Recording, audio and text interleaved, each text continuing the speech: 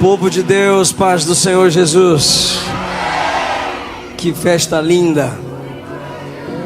O diabo pensou que vocês se calariam, mas vocês ficaram mais avivados. Por favor, você que trouxe um exemplar da Bíblia Sagrada, ou abra aí no seu celular, primeira epístola de João, por favor, não é o Evangelho, é a primeira epístola, lá pertinho do Apocalipse, capítulo de número 5. Eu quero ler com vocês a partir do versículo 14. Posso iniciar a leitura? Digam amém.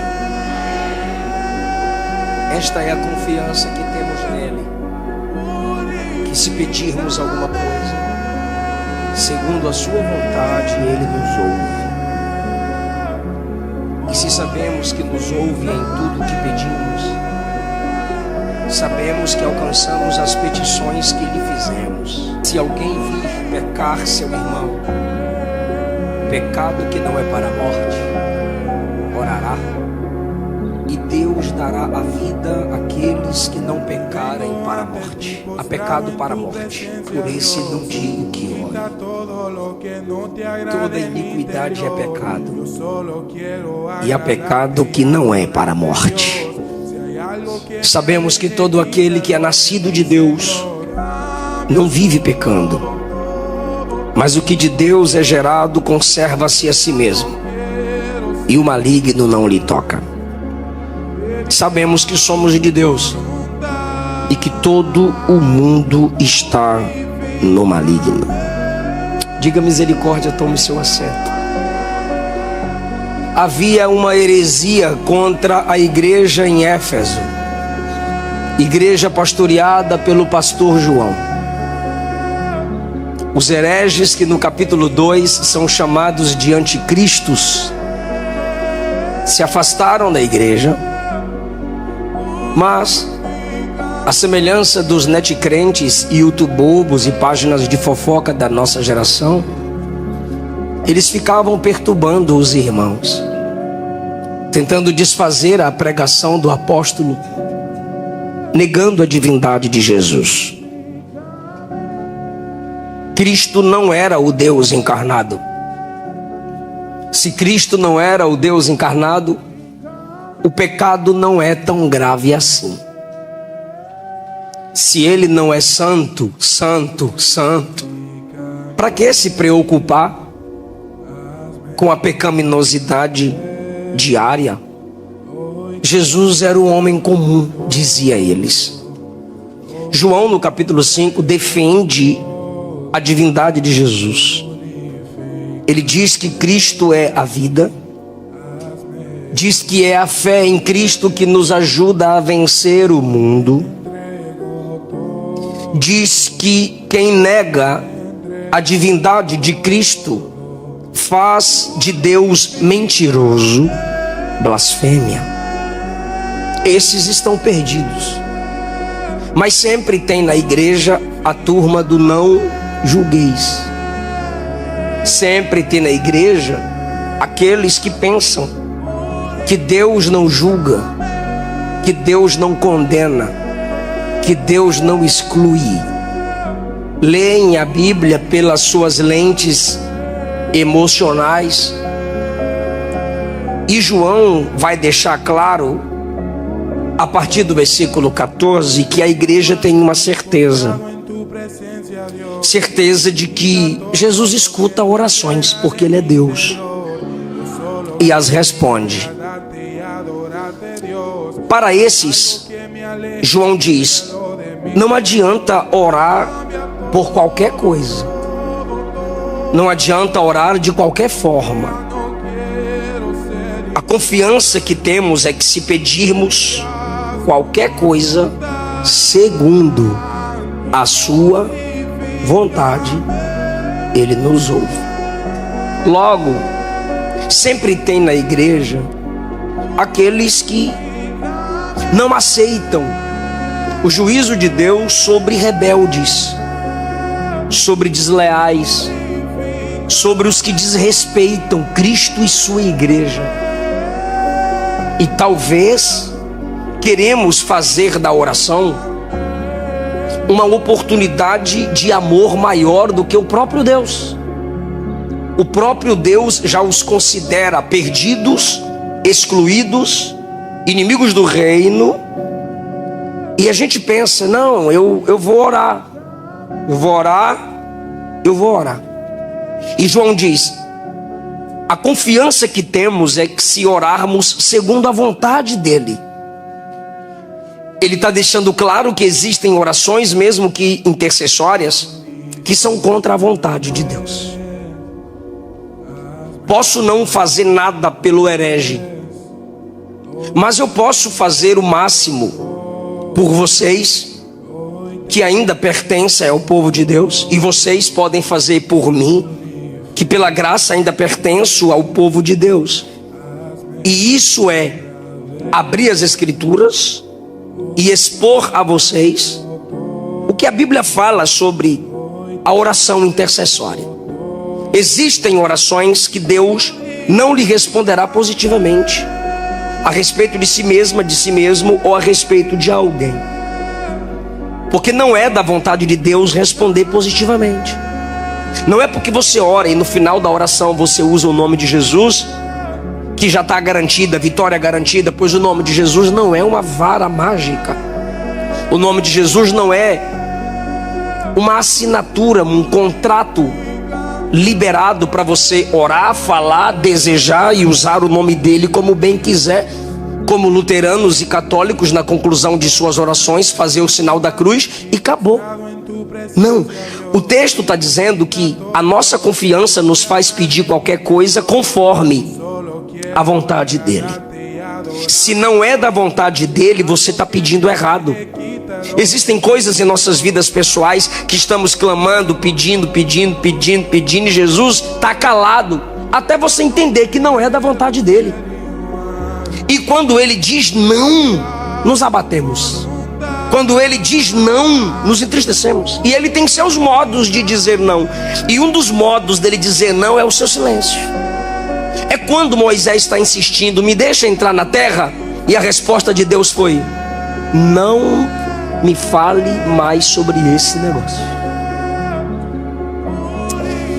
Fizeram um churrasco na minha casa, alguns jovens foram fazer um churrasco lá em casa, e faltou algumas coisas.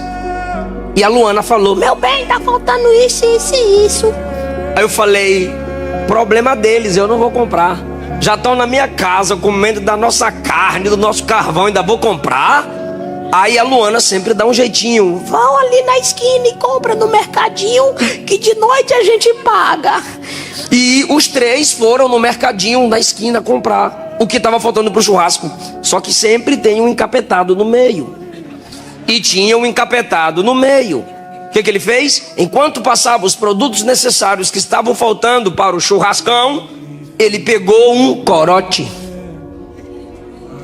Pastor Eliseu mandou a gente vir aqui fazer umas compras e falou que na hora que ele for para o culto ele paga. A moça disse, não, tudo bem, Pastor Eliseu a gente conhece. E a moça passando, pi, pi, pi. E ele colocou o corote, olhando para os colegas e disse, quando ele abrir a sacola e ver o corote, ele vai retar com nós. Ele queria me provocar. Só que quando a moça pega o corote para fazer a leitura pelo código de barra, ela devolve e diz, Pastor Eliseu não bebe. Ele disse, é uma brincadeira. Ela disse, é uma brincadeira, mas vocês estão comprando no nome dele.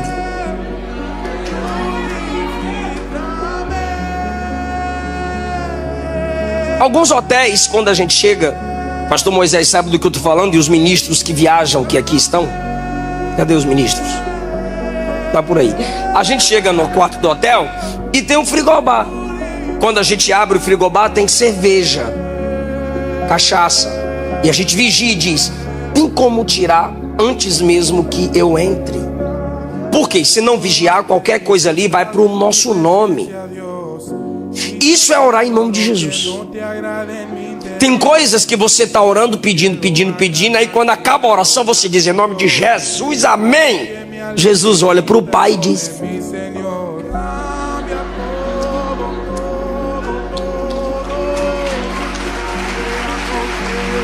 é como se o Pai estivesse, como se Jesus estivesse dizendo ao Pai, eu não pediria isso. Jamais Jesus pediria ao Pai o que envergonharia o nome dele. Isso é orar em nome dele. É pedir o que ele pediria. É fazer o que ele faria. Então não adianta você orar para vender mentindo, orar para ser o funcionário do mês burlando leis, orar para aumentar o salário ferindo, entristecendo pessoas com seu caráter falido. Aí no final do mês seu nome está lá em cima e você diz: louvado seja Jesus. Isso é muita oração. Não é. Foi seu jeitinho brasileiro, foi falcatrua. Não adianta você destruir um casamento pelo adultério e depois postar fotinha: ó, a benção que Deus me deu. Não, você destruiu uma família. Deus jamais destruiria uma família para te abençoar, jamais.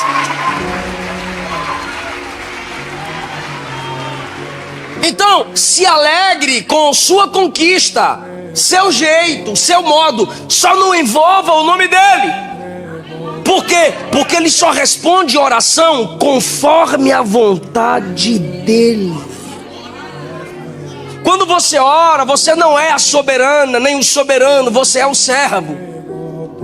Por isso eu digo que quando você chegar no céu, você vai agradecer mais pelas orações não respondidas do que pelas orações respondidas. Por quê? Primeiro, porque mais são as orações não respondidas do que as respondidas. E por que são mais orações não respondidas do que as respondidas? Porque a gente mais ora fora da vontade do que dentro.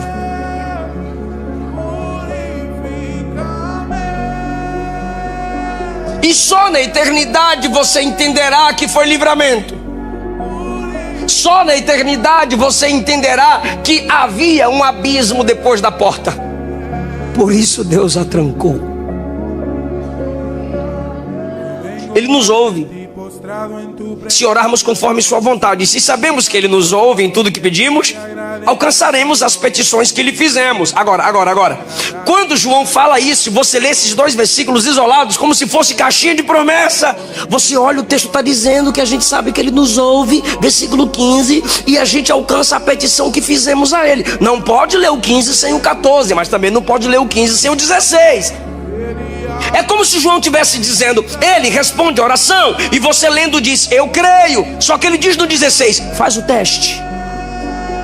Aí você diz: então me ensina a fazer o teste, pastor João, de que ele responde a oração. Aí João pergunta: está preparado para o teste? Você diz: estou. O que o Senhor quiser que eu faça para que seja provado que ele é Deus que responde a oração, eu faço. Aí João diz: tá mesmo? Tu diz: eu estou. Me ensina, prova para mim que Deus responde a oração. Aí João diz: ora pelo irmão que caiu.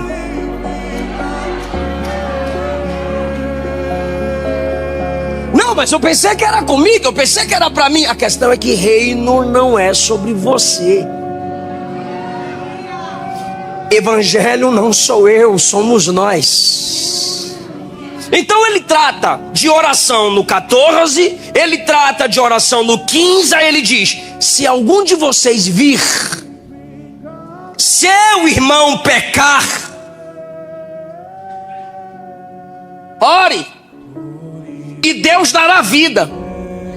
Porque o normal pós-pecado é morte. E eu não estou no Antigo Testamento, eu estou no amor. João é o apóstolo do amor. Ele chama a igreja de filhinhos. Ele deitava aqui em Jesus. Então, a oração é conforme a vontade dele. Segundo, se você viu seu irmão cair, pode orar por ele. Lembra que ele está inicialmente contra os hereges que negam a divindade de Jesus. Aí ele diz: só ore se o pecado não for pecado para a morte. Se o pecado for para a morte, eu não digo que ore. Viu seu irmão pecar e não é pecado para a morte? Pastor, o que seria então o pecado para a morte? Vou tentar mostrar para vocês aqui. Primeiro, é aquele que Jesus já matou. Se já matou, para que orar? Claro que tem a heresia do pós-morte, orar pelos mortos. Quando Lutero se sentiu impulsionado a fazer a reforma, era quando as indulgências eram vendidas no catolicismo romano. Se pagava para subir escadas de joelho em cada degrau, fazer a oração do Pai Nosso, para que a alma do parente que já tinha morrido saísse do purgatório. Pecado para a morte, se o juízo de Deus veio, já levou, não adianta mais orar, porque depois da morte segue-se o juízo. Marcos 2 diz que perdão é para quem está na terra.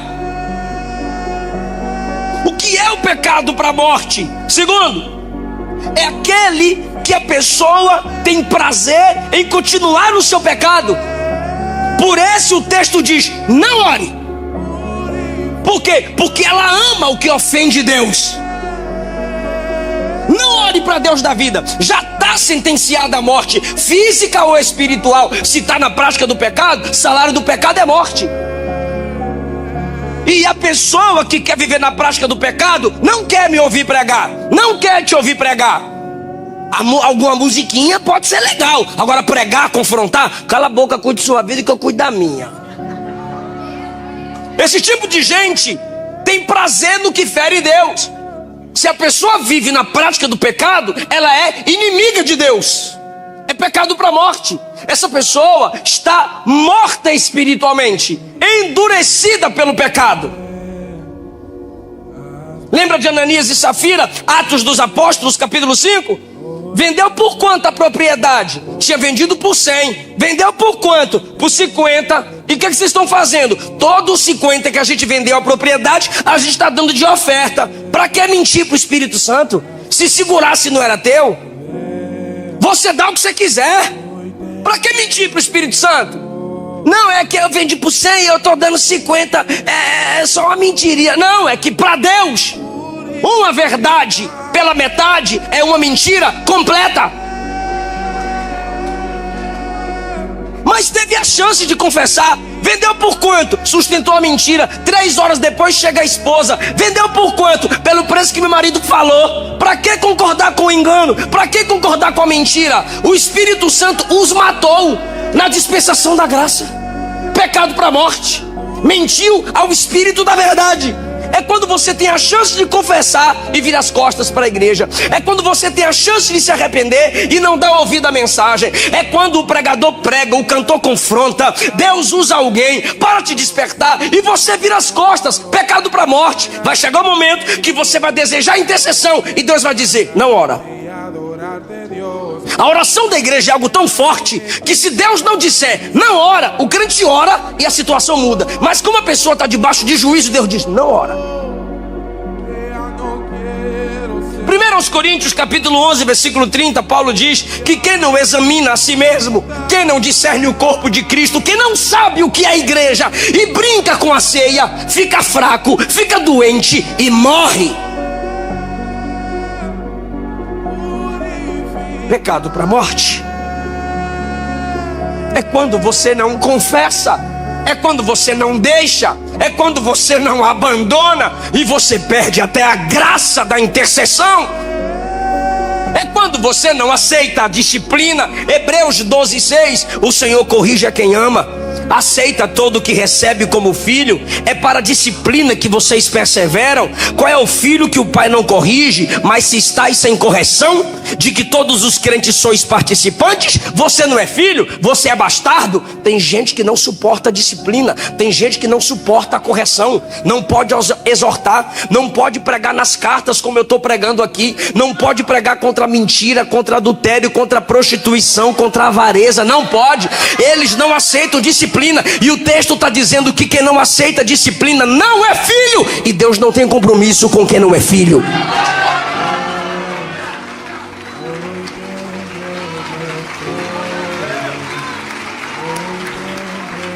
Olha o exemplo que o autor usa. Tínhamos os nossos pais humanos que nos corrigiam e os respeitávamos. Agora, olha o que ele diz: não havemos de estar em muito maior submissão ao Pai espiritual. Agora, para vivermos. O Warren Wisby, comentando Hebreus 12, diz que, como disciplina, Deus encurta a vida de alguns crentes. Deus limita o tempo de vida como disciplina. Por quê?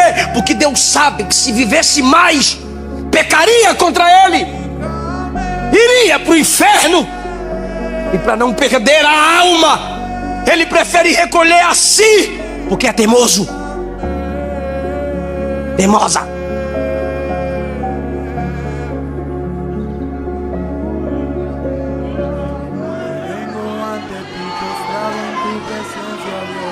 O último exemplo do pecado para a morte: blasfêmia contra o Espírito Santo. Mateus 12, Lucas 12. É quando você atribui a Satanás aquilo que Jesus fez. Se você não sabe o que está acontecendo, se você não tem maturidade, se você não tem discernimento, cala a boca. Quem menos fala, menos terá do que se arrepender. Cuidado para você não estar satanizando aquilo que é divino. Pergunte, questione, duvide, mas não dê glória a Satanás sem ter conhecimento de causa.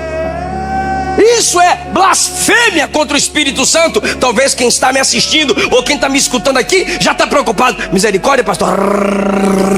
Eu acho que eu já blasfemei. O que é que eu vou fazer da minha vida? Estou perdida, estou perdido. Ou quem peca contra o Pai na divindade, o Filho intercede. Quem peca contra o Filho na divindade, o Espírito Santo intercede. Mas se peca contra o Espírito, quem sobra na divindade para interceder por você?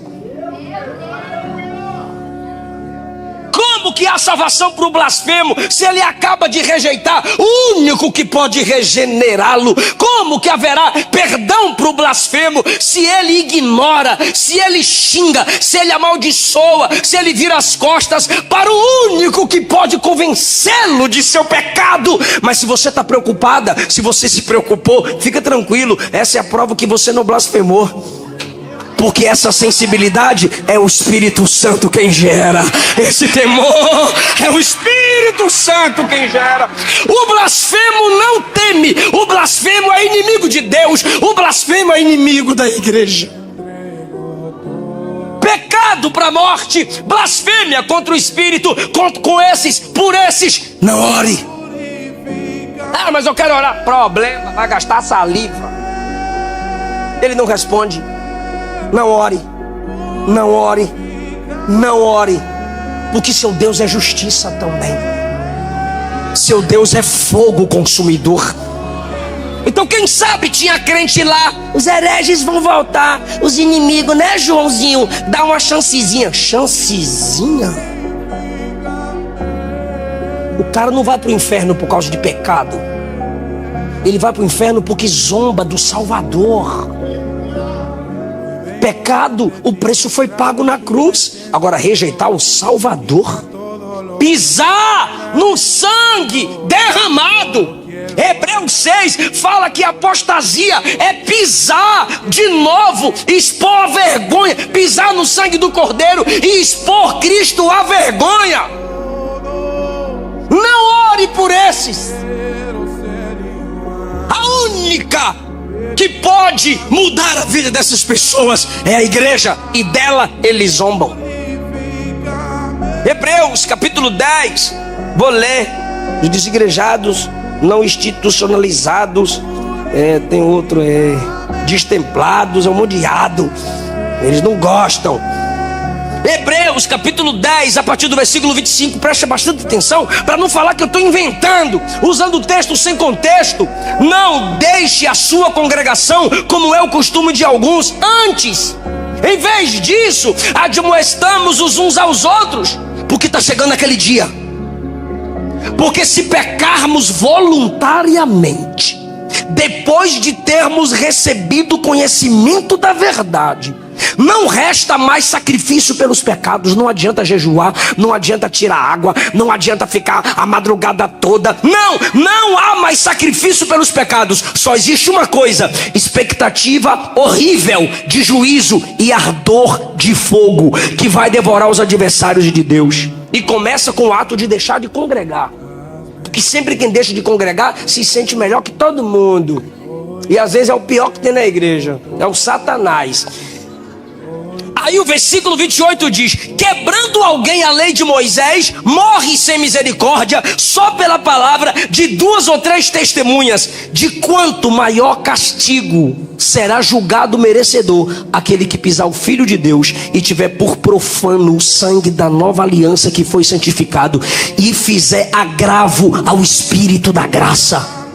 A apostasia começa com abandono da congregação, abandono da fé, pecado para a morte. E isso aqui não é apenas invencionice de João. O Senhor falou para Jeremias no capítulo 7, versículo 16: não ore por esse povo, nem levante oração, nem levante clamor. Jeremias 11:14: não ore por Israel, não levante clamor, nem oração. Jeremias 14:11: não ore, eu não vou te ouvir, não ora. É Deus falando, o próprio Deus falando para Jeremias: não interceda por esse povo. Por quê? Porque eles não querem se arrepender. Isso aqui não é para entristecer a igreja. É com você que quer viver na prática do pecado, mentindo para a igreja. É com você que vive mascarado, hipócrita, pensando que vai enganar Jesus com Bíblia na mão, terno, gravata, glória a Deus alto. Não se engane. Viver na prática do pecado faz Deus rejeitar qualquer tipo de intercessão. Ora por mim, mamãe. Ora por mim, maninho. Ora por mim, maninha. Ora por mim, miga.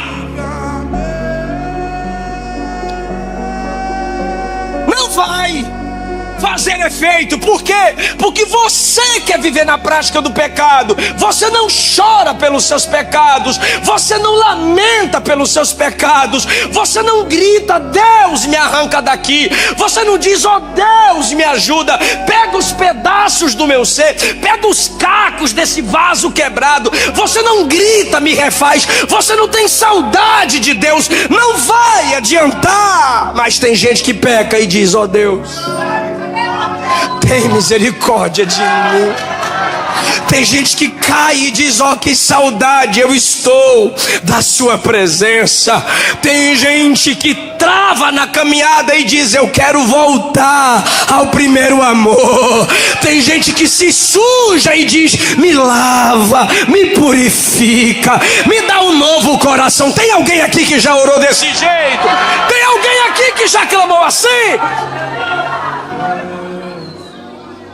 Você está percebendo que ainda tem gente assim? O bom samaritano é a prova disso. Homens e mulheres que falharam, caíram, erraram, mas estão aqui dizendo: pastor, não desiste de mim não.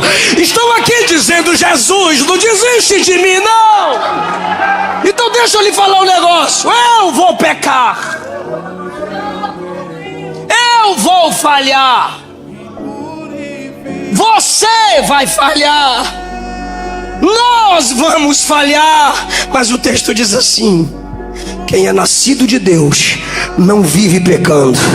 Quem é nascido de Deus conserva a si mesmo, e o maligno não lhe toca. O que que isso significa? O que que isso significa? Depois me dá outra água, por favor. Isso significa que você peca e você se amassa. Aí o maligno diz: opa, pecou, manchou, vou pegar. Aí o diabo vem aqui, Jesus vem pra cá. O diabo vai pra cá, Jesus traz pra cá. O diabo vem cá, Jesus vem pra cá. O diabo vem aqui, Jesus faz assim. Cadê esse crente que mesmo caído e fraco eu não consigo tocar? Jesus responde: está na minha mão. E se está na minha mão, o maligno não toca.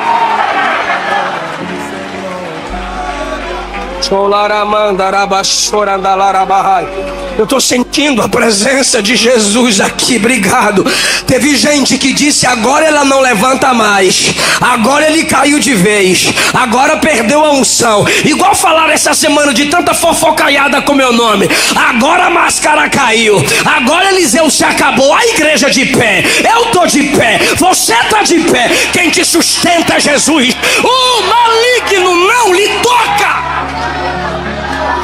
Agora pergunta para mim: pastor, ficou horrível, pastor, qual o segredo do maligno não nos tocar?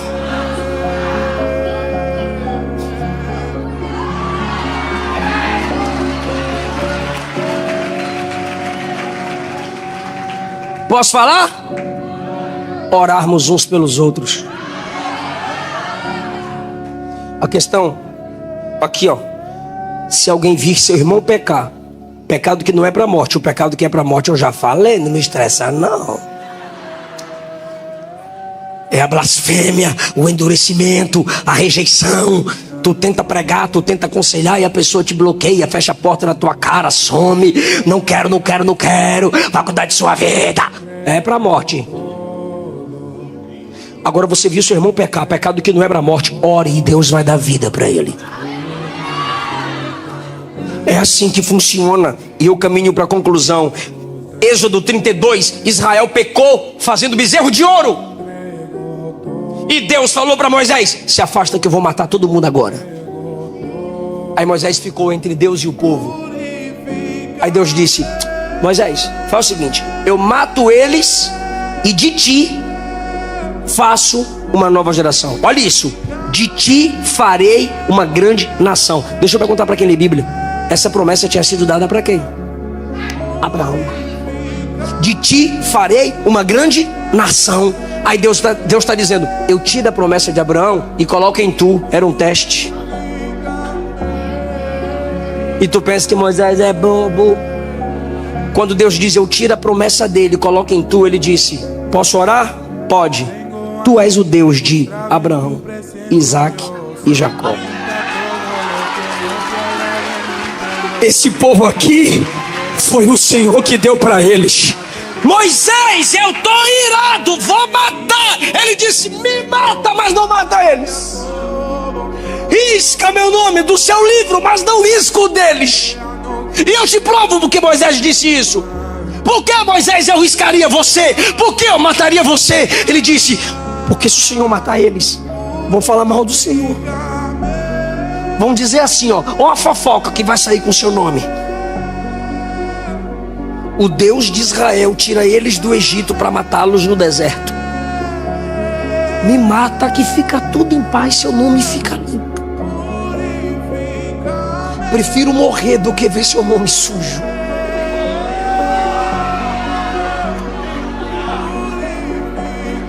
Aí Deus disse: olha, irmão, olha a jogada. Aí Deus disse: tá bom, não vou matá-los. Aí ele diz: então vai com a gente. Aí Deus disse: eu não, o anjo vai. Ele disse: se o Senhor não for, nós não vai. Aí Deus disse: tá bom, minha presença vai contigo para te fazer descansar. Aleluia! Sua intimidade com Deus consiste na sua capacidade de orar pelos caídos. Orar só por quem está de pé não é prova de intimidade com Deus, não. Para que intimidade com Ele se não é para levantar quem está caído? Para que unção se não é para sarar quem está ferido? Para que poder se não é para fortalecer quem está fraco? 1 Samuel capítulo 12, Israel pecou, pecado da idolatria. Os filisteus humilham, massacram. O povo vem atrás de Samuel e diz assim: ora por nós, clama ao Senhor por nós. Samuel respondeu: pecaria eu contra Deus se eu deixasse de orar por vocês. Eu caído, você espiritualmente em pé, sem orar por mim, para Deus é dois pecadores. E eu posso ter mais chance que eu caído vou estar quebrantado. Você em pé sem orar por mim é soberba, e a soberba te torna semelhante a Satanás.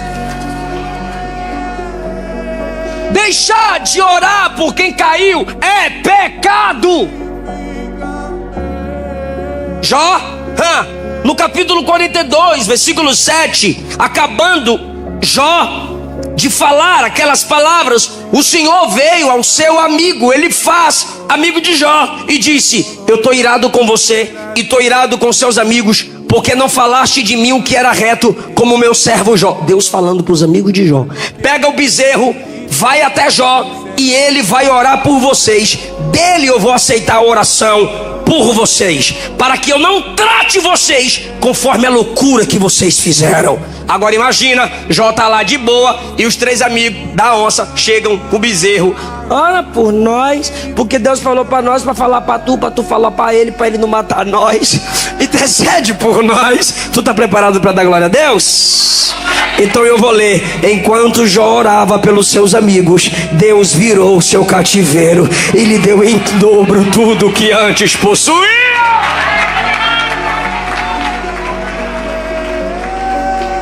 Você está orando por alguém? Você já se lembrou de alguém hoje nesse culto?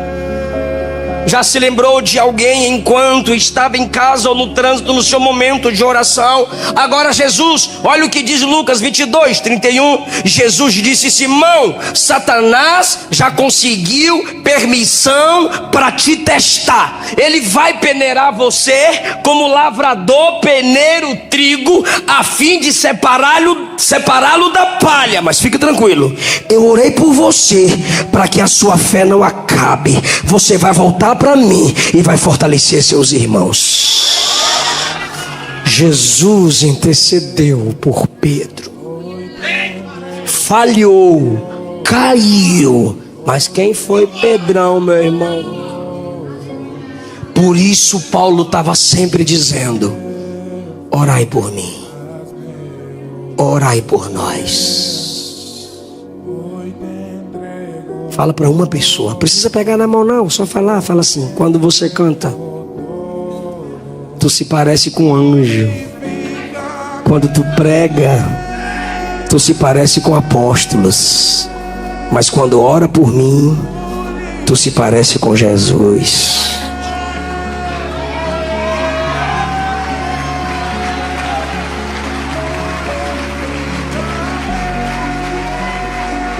Sabe o que é que Jesus está fazendo agora direito do Pai? Intercedendo por nós. Mas você sabia que tem gente que esquece de orar por tu? Tem dia que nem tua mãe ora por tu. Tem dia que seu pastor não ora por você e é a missão dele orar por nós. Tem dia que eu, como pastor, falho e não oro pelas ovelhas no campo onde eu sou co-pastor. Mas eu vou ler 2 versículos, só para quem estiver preparado para dar glória. Deixa eu ver se só eu sou pecador, quer ver? Quem aqui já se esqueceu de orar por alguém? Ah, tá. Aleluia. Então tá bom. Todo mundo aqui se esquece de orar por alguém.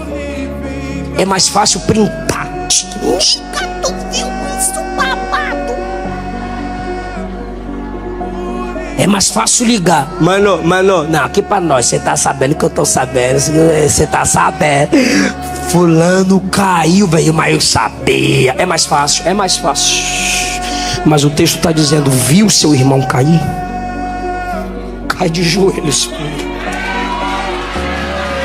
Se põe na brecha por ele. Mas vai ter dia, vai ter igreja, vai ter pastor, vai ter sacerdote que se acha levita da tribo de Levi, que não vai orar por tu. Vai ter irmã da canela de fogo, tô orando por ti, meu filho, tô orando por tu, vaso, faz o pix. Vai prometer, mas não vai orar, vai esquecer. Concorda, sim ou não? Mas o texto diz, Romanos capítulo 8, versículo 26: o Espírito Santo ajuda nossas fraquezas, porque não sabemos pedir como convém. Ele intercede por nós com gemidos inexprimíveis. O versículo 27 diz: aquele que examina os corações sabe qual é a intenção do Espírito, e é ele que, segundo Deus, intercede pelos santos. Pode faltar um homem orando por nós na terra, tem 2 no céu: Jesus e o Espírito Santo. Fica em pé.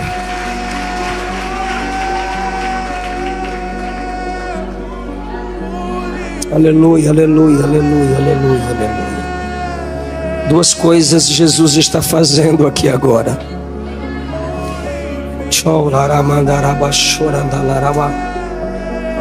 Está quebrantando corações endurecidos pelo pecado, porque você não pecou para a morte. E está levantando intercessores. Está quebrantando corações feridos pelo pecado e está levantando intercessores. Se o Espírito Santo habita em você, você vai aumentar o seu tempo de oração a partir de hoje.